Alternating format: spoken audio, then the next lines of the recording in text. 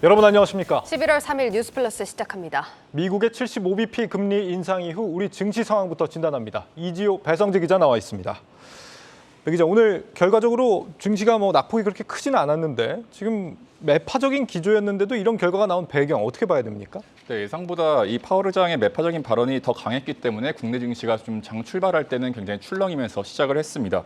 그러나 낙폭이 과대해서 이 개인 투자자들의 저가 매수세가 유입이 됐고 또 2차 전지주를 중심으로 외국인들의 매수세가 유입이 됐습니다. 그러면서 약보합으로 장을 마치는 모습을 보였습니다. 그러나 파월 의장의 발언이 결국에 긴축의 장기화를 의미한다고 할 수 있죠. 따라서 앞으로 추세적인 어떤 반등을 기대하기는 좀 어렵다. 이런 전망이 앞서고 있고 주식 현물 시장에서 외국인이 오늘 매수로 대응을 하기는 했지만 선물에서 7만 5천 계약 넘게 매도하는 모습이 관측이 됐습니다. 이러면서 어떤 단적으로 시장의 상황을 좀 보여주고 있는 모습입니다. 네, 오늘 홍콩 항생지수 같은 경우 또 크게 또 떨어지는 모습을 보였던데 네. 이 차이나 런이 오늘도 발생하고 있는 게 아닌가. 중화권에서 어떤 패시브 자금이 또 우리 시장으로 들어오는 부분도 일부 있지 않나 이런 생각도 듭니다. 네. 종목별로도 등락이 좀 크게 갈렸죠? 그렇습니다. 3분기 실적을 발표하는 곳들을 필두로 하락세가 두드러졌는데요. 코스피 200 종목 중에 낙폭이 가장 컸던 한국 타이어 테크놀로지, 그리고 SKI 테크놀로지, 고려 아연, 카카오 등이 모두 어닝 쇼크 속에 5%가 거의 가까운 하락세를 보였습니다. 반대로 수소나 원자력 발전 등의 종목이 상당히 강세를 보였는데 정부와 사우디아라비아가 원유 공급망 안정화와 그리고 수소 협력 방안을 논의했다는 소식 덕분으로 풀이가 됩니다. 연준이 최종 금리 올린다는 얘기가 아직까지 우리 시장에 그렇게 충격을 주지는 않고 있는 상황으로 보이는데 당연히 하루만 보고 방심할 수 있는 상황은 아니겠죠? 앞으로 네. 예상을 좀 어떻게 하고 있습니까? 이번 주 초에 골드만삭스가 이 미국의 기준금리 상단을 5%로 올렸던 것을 기억을 하실 겁니다. 이제 국내 증권사들도 이런 전망에 이제 힘을 싣고 있고 12월과 1월에 이어서 3월까지 금리 인상이 이어질 것이다. 이런 예측이 지배적으로 나오고 있습니다. 문제는 원달러 환율이라고 할 수 있습니다. 오늘만 해도 1,420원 선이 뚫리면서 오름세를 보였는데 환율 선호가 점점 심해지면서 환율이 더 오를 수도 있다. 이런 우려의 목소리가 나옵니다. 정부가 국민연금과 외환 스와프를 체결을 했고 또 이 달러화를 시중에 풀면서 약간 개입에 나서기도 하면서 이런 언제까지고 이런 체력을 또 기대할 수가 없는 상황이기도 하거든요. 오늘 나온 외화 보유액을 한국은행이 발표를 했는데 10월 말을 기준으로 외환 보유액이 4,140억 달러 수준입니다. 작년 10월에 4,690억 달러를 찍은 뒤로 꾸준히 하락세를 지금 보이고 있습니다. 이번 달에만 줄어든 금액이 한 27억 달러 정도가 되고 특히 지난 9월에는 196억 달러, 거의 200억 달러 가까이 줄었거든요. 이게 어떤 수치냐면 글로벌 금융위기였던 2009년 이후에 14년 만에 거의 최대 감소폭입니다. 알겠습니다. 일단 이번 FOMC가 우리 시장 지수에는 좀 큰 충격을 주지는 않았지만 이 기자 뉴욕 증시는 상황이 완전히 달랐습니다.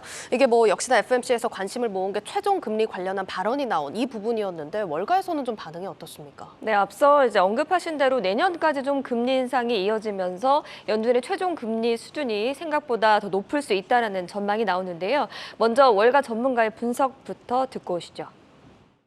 It seemed that investor sentiment soured a bit during Jerome Powell's news conference, as it definitely had a more hawkish tone, and the ultimate terminal rate is going to be most likely higher than what we thought a few months ago, just due to inflation stubbornness and the resiliency of the labor market, which keeps upward pressure on the inflation. 네, 최종 금리가 9월 점도표에서 예상하는 4.5에서 4.75%보다 높아질 것으로 보고 있는 건데 여기서 덜하는 것은 사실상 5% 이상이 될 수 있다라는 얘기겠죠. 시티은행은 최종 금리 전망을 기존 5에서 5.25%에서 5.25에서 5.5%로 높여 잡았고 JP모간 역시 12월 점도표가 상향 조정될 것으로 전망을 했습니다. 이에 더해 FHN 파이낸셜은 내년 6월에 기준금리가 6% 수준으로까지 급등한다라고 봤는데 12월에 50bp를 올리고 6월까지 4차례 FOMC에서 매번 25bp씩 올리면 이게 가능한 얘기죠.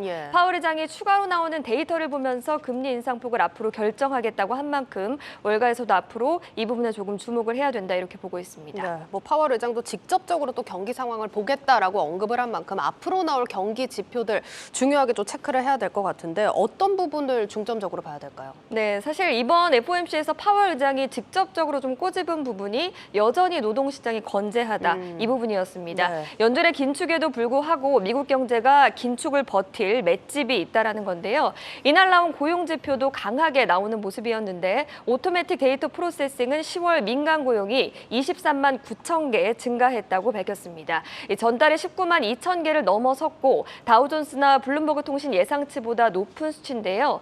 또 여기에 4일에 미국 노동부의 고용 보고서가 발표가 됩니다. 여기에는 비농업 신규 고용을 포함한 결과가 나오기 때문에 이에 따라서 당장 12월부터의 긴축 정도를 가늠할 수가 있겠습니다. 또 최근 상승세를 이어가는 물가 지표도 계속해서 주시해야 하는데요. 그나마 시장이 안심했던 이 속도 조절도 이 데이터가 받쳐줘야 가능한 부분이겠죠.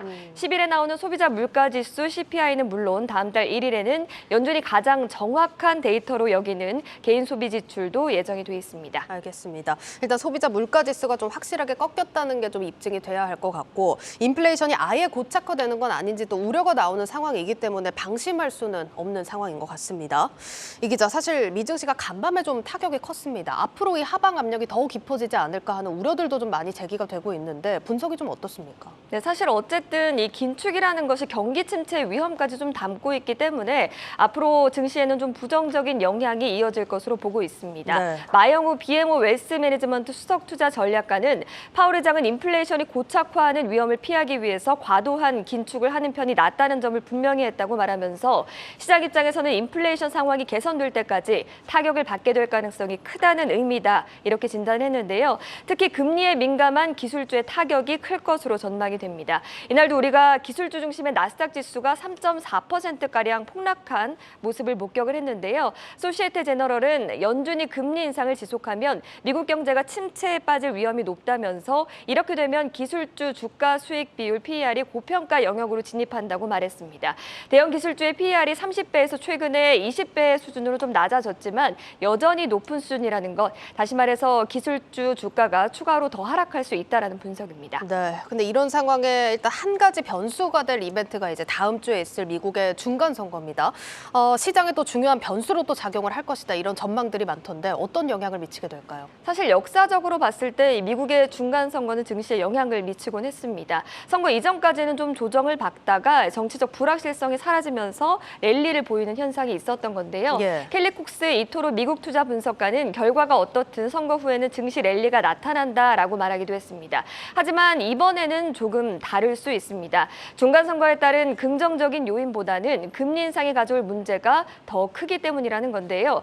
블랙록은 통상 중간 선거 이후에는 주가가 좋은 성과를 냈지만 이번에는 그러지 못할 것 같다면서 우리는 선진국 증시에서 주식 비중을 계속해서 축소 중이다 이렇게 밝히기도 했습니다. 네, 중간 선거가 지금 한 주 앞두고 있는데 거의 박빙입니다. 하원 같은 경우는 지금 공화당이 우세하게 나오고 있고 상원에서는 지금 박빙인 상황으로 나오고 있는데 만약에 이제 상하원 모두 공화당이 다수당이 될 경우가 된다면은 앞으로 뭐 청문회라든지 각종 공청회 같은 걸 통해서 수시로 이 정부의 어떤 발목을 잡을 수 있다 이런 우려가 제기되고 있는 상황이고 또 이 바이든 정부가 지금 뭐 정유사들한테 지금 횡재세를 걷겠다 뭐 이렇게도 얘기를 하고 있습니다만 네. 앞으로 이제 공화당이 다수당이 될 경우에는 이런 세수의 어떤 감소 이런 걸로 이어져서 결과적으로는 뭐 재정 정책을 수행하는 데에도 상당히 좀 어려움을 겪을 거다 이런 전망까지 나오고 있습니다. 네. 무엇보다도 이제 공화당이 다수당이 될 경우에는 지금 IRA법에서 뭐 기후변화 지출이라든지 아니면 대기업 증세 이런 부분을 좀 상당히 좀 반대하는 그런 표결에 들어갈 것이다 이런 전망까지 나오고 있는데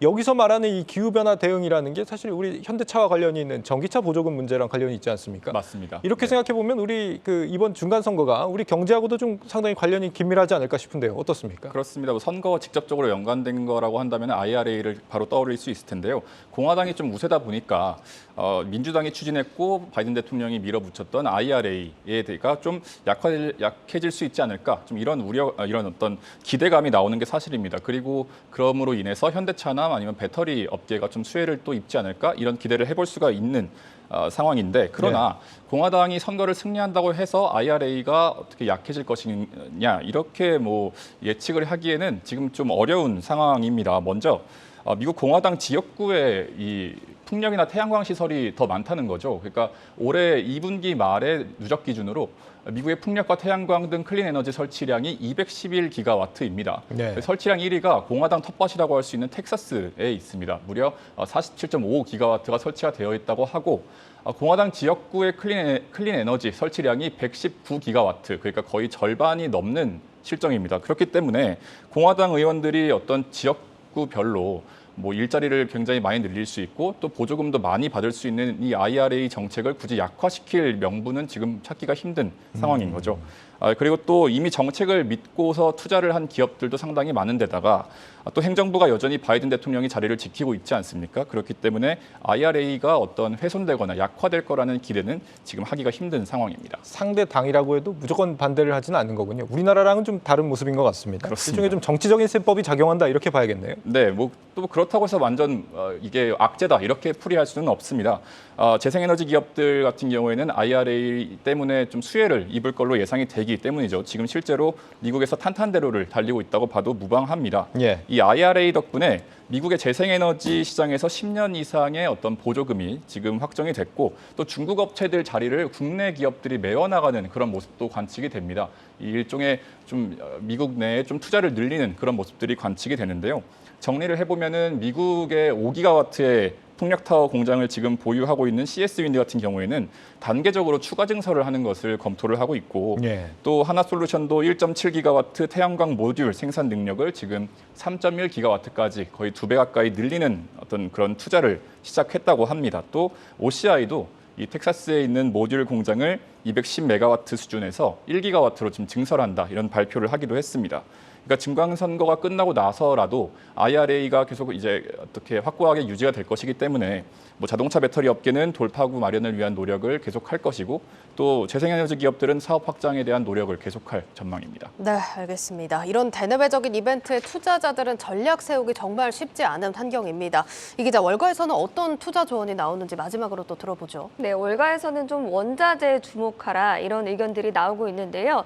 제프 커리 골드만삭스 글로벌 원자재 리서치 부문 대표는 국제 유가가 단기적으로 훨씬 더 오를 것으로 예상된다면서 시장을 괴롭히는 여러 악재들로부터 스스로를 지키기 위해서는 이에 투자하는 것이 좋다라고 조언을 했는데요. 원자재는 악재로 꼽히는 인플레이션에 대한 해지뿐만 아니라 금리 상승에 대해서도 또 지정학적 위험에 대해서도 해지가 된다는 겁니다. 특히 국제 유가가 내년 1분기 중에 배럴당 115달러까지 갈 수 있다라고 보는데 현재 브렌트유 가격은 배럴당 95달러 선에서 거래되고 있습니다. 또 시장 변동성이 높아진 만큼 안전 투자처인 채권을 주목하라는 조언도 나옵니다. 월가에서 신채권왕으로 불리는 제프리 건들락은 증시 변동성이 확대되는 과정에서 주요 지수가 더 하락할 수 있다면서 적절한 채권 포트폴리오를 구성한다면 연 8%의 수익률을 올릴 수 있을 것으로 봤는데요. 구체적으로 미국 10년물 국채에 투자할 경우 약 4%, 리스크가 높은 고위험, 고수익 하이힐드 채권을 통해서는 약 12%의 수익을, 그리고 이 둘을 적절히 함께 담으면 연 8%의 수익률이 예상된다라고 분석했습니다. 네, 잘 들었습니다. 지금까지 이지효, 배성재 기자였습니다.